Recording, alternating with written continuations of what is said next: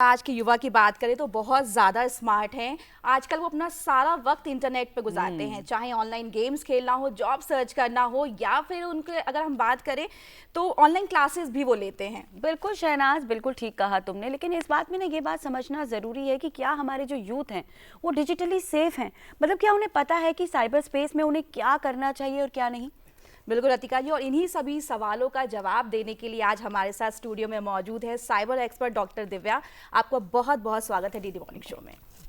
स्वागत है आपका डॉक्टर दिव्या। तो सबसे पहले तो हम बात करेंगे, बिकॉज आज है इंटरनेशनल यूथ डे, तो युवाओं की बात करते हैं। तो साइबर स्पेस में युवाओं का सेफ रहना कितना ज़रूरी है? देखिए, जब हम साइबर स्पेस की बात करते हैं तो डिजिटल अवेयरनेस होना बहुत ज़रूरी है कि बहुत सारी चीज़ें हमारे पास देखने के लिए। एक ऐसा वर्ड है जिसके अंदर आप घुसेंगे तो घुसते चले जाएंगे, तो एक लिमिट लगाना बहुत ज़रूरी है कि बच्चे कितने टाइम पे क्या देख रहे हैं और किस तरीके का डेटा कंज्यूम कर रहे हैं, किस तरीके की चीज़ों को देखने में उनका इंटरेस्ट आ रहा है, क्योंकि उनका इंटरेस्ट जिस तरीके की चीज़ों पे होगा वो उनकी मानसिकता तय करेगा। तो मुझे लगता है कि बहुत सारी रील्स को ना देख के अपना एक फ़िल्टर लगाइए कि ये वाली रील्स मुझे देखनी है या ये वाला मुझे पॉडकास्ट देखना है, या बहुत सारी चीज़ें हैं हमारे पास कि माँ बाप भी जिस तरीके से अटैच होते जा रहे हैं ना साइबर स्पेस में, तो कहीं ना कहीं बच्चे उनको कॉपी करते हैं और यूथ तो हमेशा इन्फ्लुएंस होता है उनसे। बिल्कुल, तो हम मतलब ये मान सकते हैं डॉक्टर दिव्या कि साइबर स्पेस में रहना ज़रूरी भी है। बहुत ज़रूरी है, क्योंकि हम इससे अलग नहीं हो सकते। ये हमारी, कहते हैं ना कि जिस तरीके से हमारा देश आगे बढ़ेगा इस तरीके से टेक्नोलॉजी भी आगे बढ़ेगी, और टेक्नोलॉजी का बहुत बड़ा पार्ट है कि डिजिटल अवेयरनेस होनी बहुत ज़रूरी है। तो अब अगर आप डिजिटल वर्ल्ड में जा रहे हैं, यानी कि साइबर स्पेस में जा रहे हैं, तो बहुत ज़रूरी है कि आप लिमिट लगाएं और इसमें कोशिश करें कि मैं वो वाला कंटेंट ना देखूं जो मेरे लिए उपयुक्त नहीं है। राइट। तो ये सवाल यहाँ पे उठता है कि जितना हम यहाँ साइबर स्पेस में घुसते हैं, जितना ज़्यादा वक्त हम यहाँ पर बिताते हैं, उसकी वजह से साइबर क्राइम्स काफ़ी बढ़ रहे हैं। तो आज के जो युवा हैं इस वजह से वो किस तरह के साइबर क्राइम्स के शिकार हो रहे हैं? मैम, जैसे एनसीआरबी का जैसे आया, भी आपने क्वेश्चन पूछा ना कि किस तरीके के हम कंटेंट को देखें या साइबर क्राइम बढ़ते जा रहे हैं, तो एनसीआरबी का जो डेटा है ना चौंकाने वाला, और निरंतर ये ना क्राइम्स बढ़ते जा रहे हैं। साइबर बुलिंग और साइबर स्टॉकिंग, लड़कियों के लिए साइबर स्टॉकिंग, साइबर बुलिंग, मुझे लगता है कि इस तरीके की चीज़ों पे आपको एक रोक लगानी चाहिए कि अगर इस तरीके की चीज़ें हमारे बच्चों के साथ हो रही तो ज़रूरी है कि बच्चे अपने पेरेंट्स से बात करें। मुझे लगता है कि हमने मशीनों से बात करना शुरू कर दिया और पेरेंट्स से हम बात नहीं करते। तो अगर हम बात करें तो ऐसे कौन कौन से साइबर अपराध हैं जो आजकल के टाइम में बहुत ज़्यादा बढ़ते जा रहे हैं? मैम, जैसे ऑनलाइन डेटिंग हो गई, ये तो आजकल का यूथ का एक फेवरेट काम हो गया है। मुझे लगता है कि ऑनलाइन डेटिंग, और किस तरीके के तुम कमेंट करते हो ट्विटर पे, क्योंकि जब आप किसी को कुछ बुरा कहते हो, उसको बोलते हो कि आपने कुछ ऐसा कुछ काम किया है, या लड़की को किसी भी कपड़ों के बारे में कहते हो, तो ये जो यूथ है ना किस तरीके की ना चीज़ों की मर्यादा भूलता जा रहा है। तो बहुत ज़रूरी है आपको समझना कि अपने पेरेंट्स से बात करिए कि हम इस तरीके का कंटेंट ना पोस्ट करें, क्योंकि एक जो क्लिक होता है वो कभी भी ना रिवर्ट नहीं हो सकता। आप अगर आप सोचते हैं ना कि आपने कुछ भी पोस्ट कर दिया और वो दोबारा से किसी को नहीं दिखेगा, आपने डिलीट कर दिया, तो नहीं। बहुत ज़रूरी है कि यूथ को ये बताना कि आपकी लिमिट है और आपको हर एक को एक इज्जत देनी है। आपको सब देख रहे हैं, आपको लग रहा है कि आपको कोई नहीं देख रहा। बिल्कुल। तो आज ज़्यादातर टाइम जो युवा है वो इंटरनेट पर देखते हैं कि वो हर वक्त लगे होते हैं, जॉब सर्च कर रहे होते हैं। आजकल इंटरनेट पे दोस्तियां बहुत हो रही हैं, तो इस दौरान अपनी जानकारी शेयर करना कितना सेफ है? जानकारी जैसे इसके बगैर ना कि गुजारा नहीं है, क्योंकि हम साइबर स्पेस में आ चुके हैं और हमारे पास ना हमने कोई ओरिएंटेशन नहीं हुई कि इतनी इन्फॉर्मेशन आपको शेयर करनी है।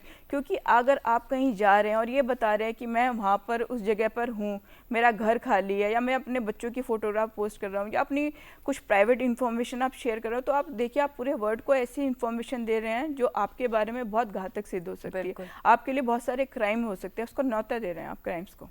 बिल्कुल, आजकल जैसे कि हम देखते हैं कि कोई भी आपकी छोटी से छोटी एक्टिविटी भी होती है या कहीं पर भी आप घूमने जाते हैं तो आप इमीडिएटली उसे पोस्ट कर देते हैं, या जैसे लाइव भी आजकल लोग जो है पोस्ट करते हैं। जिम का बहुत चलन हो गया ना कि सुबह सुबह लड़कियां लड़के जब जिम जाते हैं, जैसे यूथ है ना, उनका फेवरेट काम हो गया है कि हम ना इस वाले जिम में जा रहे हैं, हम ऐसा टाइम स्पेंड कर रहे हैं और इसके अंदर हम फोटोग्राफ लगा रहे हैं और हम ऐसा वर्कआउट कर रहे हैं, ये वाला हम प्रोटीन खा रहे हैं। तो ये बहुत सारी चीज़ें ना कहीं आपको एक अपराध की तरफ ना, जो आपसे नेगेटिव चीज़ें आप एक्सपेक्ट करते हैं ना, वो कहीं ना कहीं आप उनको इन्फॉर्मेशन दे रहे हैं। तो मतलब हम कहीं ना कहीं ये कह सकते हैं कि वो सारी इन्फॉर्मेशन का कोई हमारा गलत इस्तेमाल करके हमें हमेशा स्टॉप कर सकता है या किसी भी तरह से फ़ायदा उठा सकता जी है। बिल्कुल, बिल्कुल सही है। तो बिल्कुल, तो डॉक्टर दिव्या, जैसे कि अभी आपने कहा कि हमें किसी भी फर्जी लिंक पे क्लिक नहीं करना चाहिए, लेकिन अगर जाने अनजाने में अगर क्लिक हो जाता है तो उस वक्त ऐसे क्या चीज़ें हैं, हमें मतलब क्या सावधानियां बरतनी चाहिए, क्या क्या कॉन्शियस हमें होना चाहिए चीज़ों को लेके कि ना हो ऐसी गलती? आपके चैनल के माध्यम से मैं हमेशा कहना चाहती हूँ कि एक साइबर क्राइम की जो वेबसाइट है ना, जो हमारी गवर्नमेंट ने चलाई ना, cybercrime.gov.in, तो आप ज़रूर उसके अंदर एक अपनाना देखिए कि आप किस तरीके से उसका जानकारी लीजिए, किस तरीके से आपके साथ क्राइम हो गया है तो आप क्राइम की इंफॉर्मेशन उसमें किस तरीके से पुट कर सकते हैं, कौन से आपके हेल्पलाइन नंबर हैं और किस तरह की इंफॉर्मेशन आपके लिए घातक सिद्ध हो सकती है। अवेयरनेस होना बहुत ज़रूरी है। राइट, आपने बिल्कुल ठीक कहा कि नंबर्स पे कॉल कर सकते हैं या जो वेबसाइट है उस पे जाके हम कर सकते हैं, लेकिन उससे पहले ये ज़रूरी भी है ना समझना कि ऐसे कौन से लिंक्स होते हैं जिस पे हमें क्लिक करना ही नहीं चाहिए। अननोन लिंक पे क्लिक नहीं करिए। कोई भी आपको लग रहा है ना कि ज़रूरत से ज़्यादा अच्छा है, आपको ज़रूरत से ज़्यादा अच्छी चीज़ दिख रही है, तो वो आपके लिए नहीं है।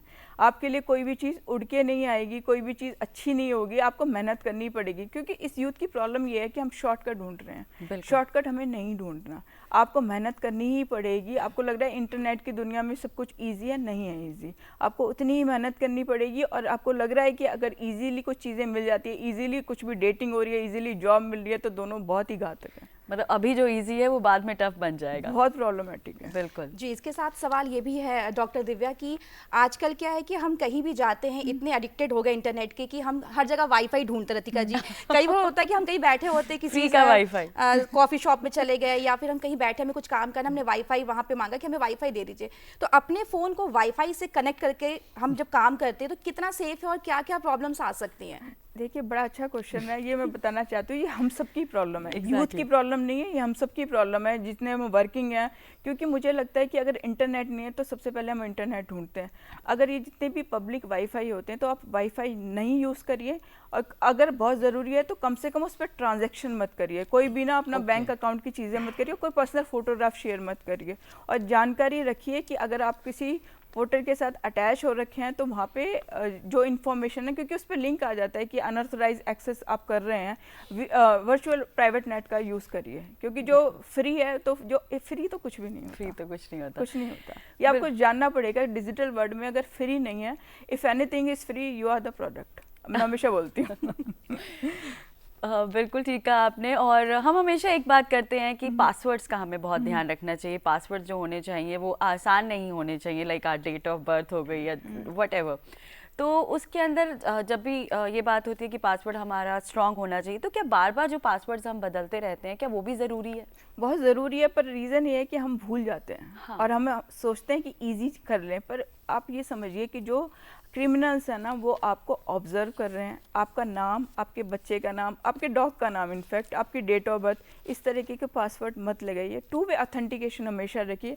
मोबाइल फ़ोन के साथ अपना ईमेल ज़रूर अटैच करिए, और जो भी आपने स्पेशल करैक्टर ज़रूर यूज़ करिए। और अपना जैसे होता है ना कि डेट ऑफ बर्थ, आज का जैसे होता है ना कि ईयर, इस तरीके की चीज़ें मत रखिए। अगर आप भूल रहे हैं तो कहीं लिख के रख लीजिए, क्योंकि ये मेरे साथ भी होता है। इतने सारे पासवर्ड है ना, हम भूल जाते हैं। पर ये बहुत ज़रूरी है कि हम पासवर्ड को थोड़ा सा ईजी ना रखें, और उसका मुश्किल बनाएं, और उसके अंदर ना स्पेशल कैरेक्टर्स का ज़रूर यूज़ करें। तो यहाँ पे एक सवाल और भी उठता है कि जैसे बहुत सारे डिवाइसेस होते हैं जो हम यूज़ करते हैं, जैसे हमारा मोबाइल फ़ोन हो गया, आजकल तो मोबाइल फ़ोन भी 2-2 होते हैं सबके हाथ में, लैपटॉप्स होते हैं, तो क्या सबके पासवर्ड्स अलग होने चाहिए? जी, सबके पासवर्ड अलग होने चाहिए। और मुझे लगता है कि ये ना आपको कॉपी पे ज़रूर लिखना चाहिए कि मेरा ये वाला पासवर्ड इस चीज़ का है, और उसको छुपा के रखना चाहिए। वो सेफ में होना चाहिए मेरे ख्याल से। और वो अपने मोबाइल में सेफ नहीं होना चाहिए। वो मोबाइल में सेफ नहीं होना चाहिए, क्योंकि अगर आपका मोबाइल खो गया ना तो बहुत सारी चीज़ें आपके साथ हो सकती हैं। और प्राइवेट फोटोग्राफ्स अपने ना रखिए मोबाइल पे, क्योंकि आपको लगता है कि मैंने अगर क्लिक करके रख दिया है फ़ोन पे अंदर, फिर भी वो हो सकती हैं कि चीज़ें अगर, क्योंकि आपका फ़ोन खो गया है तो आपका फ़ोन प्राइवेट फ़ोटोग्राफ्स तो है ना उसके अंदर। Exactly. तो लड़कियों के लिए मैं इस चैनल के माध्यम से कहना चाहती हूँ, अपने प्राइवेट फ़ोटोग्राफ्स कभी भी मत रखिए, उसको डिलीट कर दीजिए अगर आपको लग रहा है। क्योंकि मुझे लगता है कि डिलीट करने के बाद भी वो रहते हैं अगर आपके उसके अंदर मेमोरी में, तो ये बहुत ज़्यादा प्रॉब्लमेटिक है। क्योंकि साइबर नेवर, वो कहते हैं ना, इंटरनेट नेवर फॉरगेट्स। अगर आपने ट्रांजिट कर दिया, वो तो एक बहुत ही गलत चीज़ है, क्योंकि 7 लेयर्स के थ्रू चल गया, वो बहुत टेक्निकल है। पर रीज़न ये है कि आपने अगर फोटोग्राफ क्लिक करके भी मोबाइल के अंदर रख लिया, सेव कर लिया, प्राइवेट उसके अंदर ऑथेंटिकेशन डाल दी, तो फिर भी आप सेफ नहीं हैं। बिल्कुल, बहुत फिर एक महत्वपूर्ण सवाल बात। यहाँ पर बिल्कुल रतिका जी ये भी आया कि हम युवाओं में बहुत क्यूरियोसिटी होती है, हम कोई ऐप देख लेते हैं या फिर हम कोई वेबसाइट देखते हैं, मन करता है हाँ यहाँ पे कुछ कुछ करना चाहिए। तो किन वेबसाइट या ऐप्स को इस्तेमाल करते वक्त हमें सबसे ज़्यादा सावधानी बरतनी चाहिए? सबसे पहला क्वेश्चन मैं यही कहूँगी, डेटिंग ऐप्स पे थोड़ा ध्यान रखिए। टिंडर ध्यान रखना, मतलब बिल्कुल। नाम नहीं लेंगे, मतलब कहते हैं ना कि जो भी आपको, एक तो आजकल ना इजी मनी का बहुत चल गया है। जैसे होता है ना कि लोग अकाउंट बना लेते हैं अपने और उसके अंदर देखते हैं कि कौन सा शेयर कहाँ जा रहा है। वो एक ऐसी चीज़ है कि जो बच्चों को लगता है कि इजी मनी आ जाएगी। इजी मनी और इजी औरत कहीं पे भी नहीं मिलती। आपको बहुत ज़रूरी है कि ध्यान रखना कि जो भी चीज़ इजी आपके पास आ रही है वो बहुत ही प्रॉब्लमेटिक है। ये जो डेटिंग वेबसाइट है ये आपके लिए बहुत बड़ा प्रॉब्लम क्रिएट कर सकती हैं, आपके आगे के लिए मानसिकता आपकी ख़राब कर सकती हैं, क्योंकि इस तरीके की चीज़ों में आप फंस जाओगे, यहाँ से निकलना बहुत मुश्किल है आपके लिए। बिल्कुल। अच्छा, अगर किसी का, जैसे आजकल हम देखते हैं हैकिंग का बहुत ज़्यादा प्रॉब्लम हो रहा है, आपके अकाउंट्स हैक हो जाते हैं, तो अगर हो जाता है हैक तो क्या करना चाहिए? देखिए, अगर आपका बैंक अकाउंट अगर हैक हो गया है तो आपको सबसे पहले तो एक एप्लीकेशन लिखनी चाहिए मैनेजर को। मैनेजर आपको बताएगा कि आपको कौन सी जो ब्रांच है उसके अंदर जाके ना, जैसे उसकी मेन ब्रांच के अंदर जाके आपको एप्लीकेशन लिखनी है और सारी की सारी चीज़ें कि ये इस तरीके से हुआ। क्योंकि आपने अगर अपना अकाउंट दे दिया है, जो वही कहते हैं ना इजी मनी आपको मिल रही है, और वहाँ पे लोग कह रहे हैं ना कि दुगना कर लीजिए, अपना पैसा दुगना कर दीजिए और आपको मिल जाएंगे पैसे, तो ये बहुत प्रॉब्लमेटिक है। क्योंकि आप उनके साथ भी चले जाओगे जो लोग क्राइम कर रहे हैं, क्योंकि इजी मनी कहीं पे भी नहीं, इजी कुछ भी नहीं है। आपको लगता है ना कि सब कुछ इजी है, पढ़ाई इजी हो गई है, क्योंकि आपने बड़ा अच्छा एग्जांपल दिया ना, पुस्तकें हम भूलते चले जा रहे हैं। हाँ। तो लगता है कि ना पुस्तकें में पुस्तकालय जाना चाहिए, लाइब्रेरी खाली होती जा रही है और बहुत सारी चीज़ें हैं कि आपको लगता है कि हमको ऐसे ही पढ़ लेंगे, तो लिखना सीखिए, पासवर्ड भी लिखिए। बिल्कुल। तो यहाँ एक सवाल और है कि अगर हम फिशिंग और ऑनलाइन फ्रॉड के बारे में बात करें तो कैसे इसको पहचानेंगे और इससे कैसे बचा जा सकता है? देखिए, सबसे पहले तो आप देखिए कौन सी वेबसाइट है। जैसे आपकी अगर सिक्योर वेबसाइट है ना, उसका URL ज़रूर पढ़िए। HTTPS होता है ना, URL ज़रूर पढ़िए उसका कि URL सरकारी नौकरी, और सरकारी नौकरी जो है ना, सरकारी में A भी लग सकता है, E भी लग सकता है, तो बहुत सारी चीज़ें देखिए कि उसका URL किस तरीके का है। गवर्नमेंट की वेबसाइट है या कमर्शियल वेबसाइट है, तो ये बहुत सारे तरीके होते हैं कि आपको फंसाने के। क्योंकि जैसे SEO होता है ना, आपने सर्च किया सरकारी नौकरी, और सरकारी नौकरी में जो SEO सबसे ज़्यादा काम करेगा वो ऊपर आ जाएगा। क्या पता आप गवर्नमेंट की वेबसाइट ना आए उस पर। बिल्कुल। एक सवाल बहुत बहुत ज़रूरी है आपसे पूछना, साइबर बुलिंग। आजकल हम देखते हैं बच्चे जो है इंटरनेट का इस्तेमाल करते हैं, नहीं पता होता उन्हें, हम भी नहीं देख पाते, एज अ पेरेंट्स नई चीज़ों को देख पाते, तो अगर उन्हें किसी तरह की कोई धमकियाँ मिलती हैं या उनके साथ कोई साइबर बुलिंग होती है तो क्या करना चाहिए? देखिए, सबसे ज़्यादा जो टीनेजर है ना, वो एक वनरेबल है, क्योंकि बहुत सारी चीज़ें तुम्हारे साथ हो रही है, ना तुम किसी से पूछ पा रहे हो, ना तुम टीचर से बात कर रहे हो, क्योंकि वही कहती हूँ ना, मशीनों से बात करना शुरू कर दिया हमने।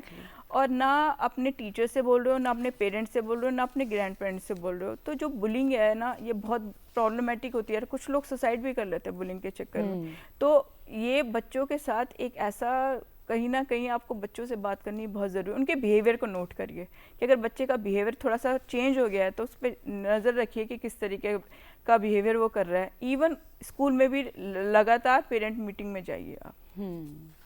तो ऐसे में आप युवाओं को क्या संदेश देना चाहेंगी? बिकॉज आज हम बात कर रहे हैं इंटरनेशनल यूथ डे के बारे में, तो कैसे अपने आप को वो साइबर स्पेस में सेफ रख सकते हैं, क्योंकि रहना तो ज़रूरी है। इंटरनेशनल यूथ डे पे ना मैं युवाओं के साथ ना पेरेंट्स को और इवन गवर्नमेंट को, सरकार को, जैसे होता है ना कि, और मोबाइल कंपनी को बोलना चाहती हूँ, आपने मोबाइल तो हाथ में दे दिया, बच्चों को पढ़ने के लिए दिया है, तो ऐसा मोबाइल यूज़ करवाइए बच्चों से जिसमें सिर्फ एप्लीकेशन वो वाली होनी चाहिए जो उनके लिए पढ़ाई के लिए यूज़ हो, फालतू की एप्लीकेशन उसमें नहीं होनी चाहिए।